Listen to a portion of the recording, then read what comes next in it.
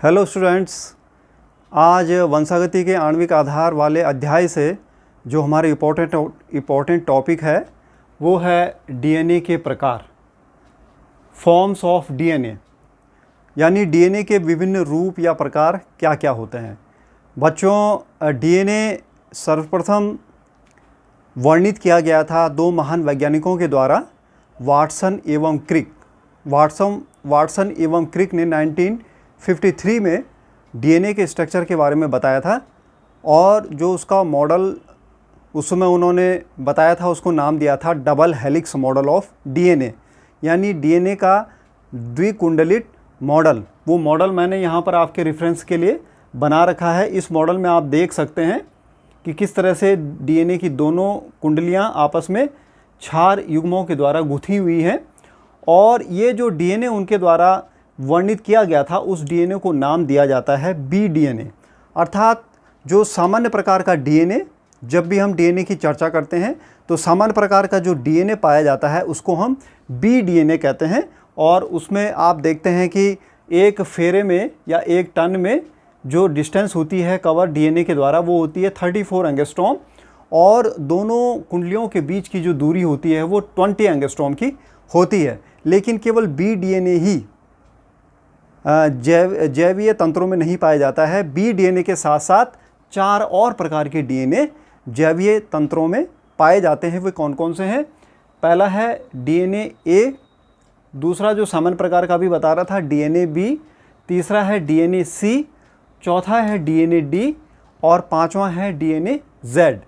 यहाँ पर अब हम इनको अगर तुलनात्मक रूप से पढ़ेंगे तो हम इनको अच्छी तरह से डिस्टिंग्विश कर पाएंगे, अच्छी तरह से इनके मध्य अंतरों को समझ पाएंगे। अब सबसे पहला सवाल तो ये होता है पैदा कि ये जो डीएनए के डिफरेंट फॉर्म्स होते हैं, जो अलग अलग इसके रूप होते हैं, ये कैसे उत्पन्न हो जाते हैं। तो बच्चों, ये जो डीएनए के डिफरेंट फॉर्म्स हैं ये कोशिका के अंदर जो डिफरेंट फिजिकल कंडीशंस होती हैं उसके अनुसार ये अलग अलग प्रकार से अपना रूप धारण कर लेते हैं।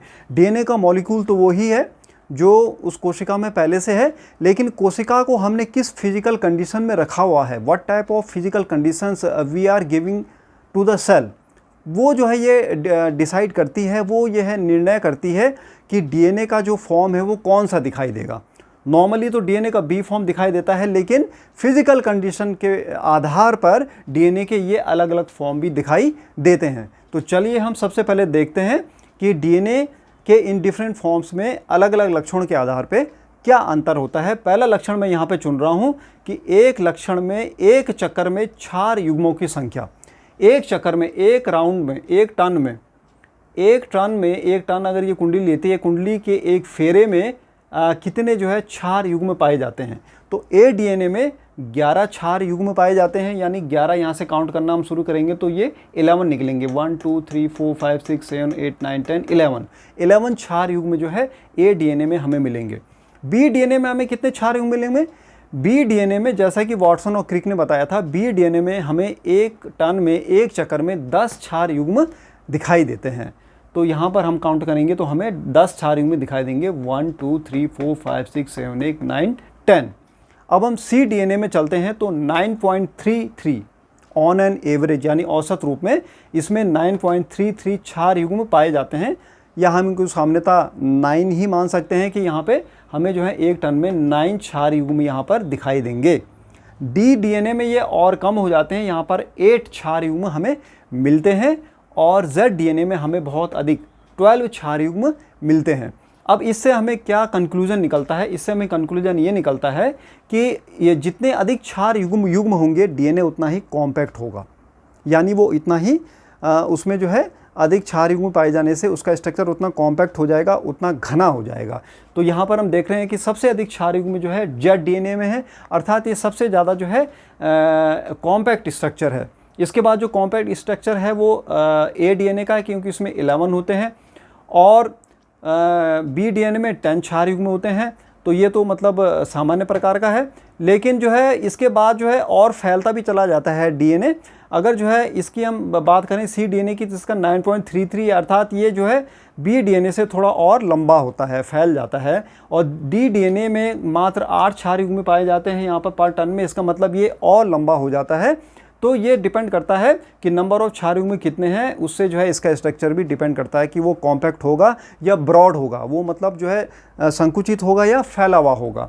तो फैला हुआ यहाँ पर हमने देख लिया कि सबसे बड़ा फैला हुआ जो है डी डीएनए होता है, और सबसे अधिक संकुचित जो है जेड डीएनए यहाँ पे होता है। इस लक्षण के आधार पे हमारा ये निष्कर्ष निकला है। अब दूसरा लक्षण देखते हैं कि कुंडली का व्यास, अर्थात ये जो कुंडली है, इनके ये जो रज्जु हैं, दो रज्जुओं से बनी हुई जो कुंडली हैं, इनके बीच में कितनी डिस्टेंस होती है। तो ये ए डीएनए में 23 एंगस्ट्रॉम होती है, बी डीएनए में ये 20 एंगस्ट्रॉम होती है, लिखा भी है मैंने यहाँ पर 20 एंगस्ट्रॉम, और सी डीएनए में ये 19 एंगस्ट्रॉम होती है। डी डीएनए में अभी ये वैज्ञानिकों को पता नहीं लग पाया है, और जेड डीएनए में इसकी जो व्यास होता है वो होता है 18 एंगस्ट्रॉम। तो इससे हमें क्या कंक्लूजन निकलता है कि सबसे चौड़ा जो डीएनए है, सबसे चौड़ा डीएनए यहाँ पर है 23 एंगस्ट्रॉम वाला, ये ए डीएनए, ठीक है। और सबसे कम चौड़ा जो है डीएनए है वो है जेड डीएनए है, 18 एंगस्ट्रॉम वाली जो इसकी डायमीटर है, जो व्यास है दो कुंडलियों के बीच में। अब हम चलते हैं इसके तीसरे लक्षण पे, वो है कुंडली की दिशा, अर्थात जो कुंडली घूम रही है वो किस दिशा में घूम रही है, वो एंटी क्लॉक वाइज घूम रही है या क्लॉक वाइज घूम रही है। तो यहाँ पर ये सभी डीएनए होते हैं, मोस्ट ऑफ द डीएनए की जो फॉर्म्स होती है वो क्लॉक वाइज जो है घूमती है कुंडली। ये कुंडली भी क्लॉक वाइज घूम रही है। तो ए डीएनए जो है क्लॉक वाइज या दक्षिणावर्त घूमता है, बी डीएनए भी दक्षिणावर्त या क्लॉकवाइज घूमता है, सी डीएनए भी दक्षिणावर्त या क्लॉकवाइज घूमता है, डी डीएनए भी दक्षिणावर्त या क्लॉकवाइज घूमता है, लेकिन जेड डीएनए वामावर्त या एंटी क्लॉकवाइज घूमता है। इससे क्या निष्कर्ष निकलता है कि मात्र जेड डीएनए ही एक ऐसा डीएनए होता है जो कि उल्टा घूमता है। इसके बाद जो है अगला जो है लक्षण हम देखते हैं, क्षार युग्म झुकाव, अर्थात जो क्षार के जो बेस पेयर्स के क्षार के जो युग्म बनते हैं उनके बीच में जो बॉन्ड बनता है उसका जो एंगल क्या रहता है, उसका टिल्ट कितना रहता है, उसका झुकाव कितना रहता है, कितना झुकाव पे वो डीएनए को बांधे रखता है। तो उस झुकाव की जो डिग्री बनती है, जो कोण बनता है, उसकी हम यहाँ पर बात कर रहे हैं।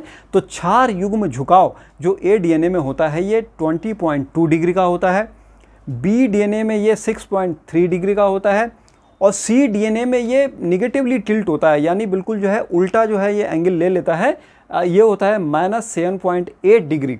इसी तरह से डी डीएनए में भी निगेटिव टिल्ट ले लेता है, यानी -16.7 डिग्री ये हो जाता है, और जेड डीएनए में ये 7 डिग्री का जो है झुकाव बेस पेयर में पाया जाता है। अगला जो इसका लक्षण है उसे हम देखते हैं कि एक चक्कर की लंबाई कितनी है, एक टन की लंबाई कितनी है। बी डीएनए में आप देख रहे हैं कि एक टन की लंबाई 34 एंगस्ट्रॉम है। अन्य फॉर्म में हम देखते हैं, ए डीएनए में एक टन की लंबाई होती है 28 एंगस्ट्रॉम, बी डीएनए में 34 एंगस्ट्रॉम होती है, सी डीएनए में 31 एंगस्ट्रॉम होती है, डी डीएनए की स्पेसिफाई नहीं की जा सकी अभी तक, और जेड डीएनए में ये जो होता है 45 एंगस्ट्रॉम की लंबाई जो है होती है। इसका मतलब जो है यहाँ पर हम देख रहे हैं कि जो लंबा डीएनए है, लंबा डीएनए कौन है, वो जेड डीएनए है। अब मैंने जैसे कि आरंभ में बताया था कि अलग अलग प्रकार की भौतिक परिस्थितियां होती हैं, फिजिकल कंडीशंस होती हैं, जिनके आधार पर ये डीएनए के अलग अलग फॉर्म्स हमें दिखाई देते हैं। तो कौन सी वे फिजिकल कंडीशंस होती हैं, थोड़ा उस पर भी चर्चा करते हैं। ए डीएनए आपको किस प्रकार की फिजिकल कंडीशन में दिखाई देगा, जब जो है 75% जो आर्द्रता या नमी होगी, और कौन कौन से आयन उपस्थित होंगे, सोडियम, पोटेशियम और सीजियम नामक आयन अगर उपस्थित होंगे सेलुलर इन्वायरमेंट में या कोशिकीय वातावरण में, तब ही ये ए डीएनए की फॉर्म आपको दिखाई देगी। बी डीएनए आपको कब दिखाई देगा, बी डीएनए आपको दिखाई देगा 92% आर्द्रता होने पर और निम्न आयन की उपस्थिति के समय। ऐसा पर्यावरण अगर होगा तो फिर बी डीएनए आपको दिखाई देगा कोशिका में। सी डीएनए आपको कब दिखाई देगा, सी डीएनए आपको तब दिखाई देगा जब कोशिकीय पर्यावरण में 66% आर्द्रता होगी और लिथियम जैसे आयन वहाँ पर उपस्थित होंगे। डी डीएनए की फिजिकल कंडीशंस के बारे में वैज्ञानिकों के द्वारा अभी स्पेसिफाई नहीं किया जा सका है। अब हम चलते हैं जेड डीएनए के फिजिकल कंडीशंस के बारे में। जेड डीएनए जो है उच्च लवणता वाले कंडीशंस में, यानी हाई सॉल्ट कंसंट्रेशन जब होती है सेलुलर इन्वायरमेंट में, उस दशा में ये जेड डीएनए हमें दिखाई देता है। तो मेरे ख्याल से आपने इसके कंपैरेटिव चार्ट के माध्यम से आसानी से डीएनए के विभिन्न रूपों के बारे में अध्ययन कर लिया होगा और आपको जो है यहाँ पर किसी तरह का कन्फ्यूज़न नहीं होना चाहिए। एक चीज़ मैं लास्टली आपको बताना चाहता हूँ, वो बताना चाहता हूँ जेड डीएनए के बारे में। ये जेड डीएनए जेड इसलिए भी कहा जाता है क्योंकि इसमें एक जिगजैग नाम की बॉन्डिंग बनती है। जिगजैग यानी इस तरह की तिरछी जिगजैग वे में, और जिगजैग वे में की जो बॉन्डिंग बनती है ये बनती है शर्करा और फॉस्फेट के मध्य।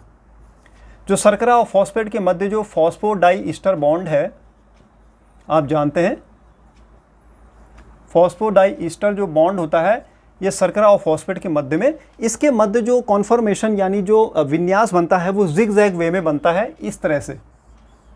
इसीलिए इस जिगजैग पैटर्न ऑफ बॉन्डिंग के लिए इस डीएनए को जेड डीएनए भी कहा जाता है। तो ये इसकी एक यूनिक फीचर है जो मैंने आपको बता दिया, ये अन्य में नहीं पाया जाता है। तो आशा करता हूँ मेरे इस आज के वीडियो लेक्चर के द्वारा आप लाभान्वित हुए होंगे और डीएनए के विभिन्न जो प्रकार हैं उसके बारे में आपने जानकारी प्राप्त करी होगी और आपके सारे डाउट्स क्लियर हो गए होंगे। और इसके बावजूद भी अगर आपकी कोई क्वेरी है, आपके कोई डाउट्स हैं, you can contact me any time. You are most welcome and best of luck for your studies. Okay, thank you.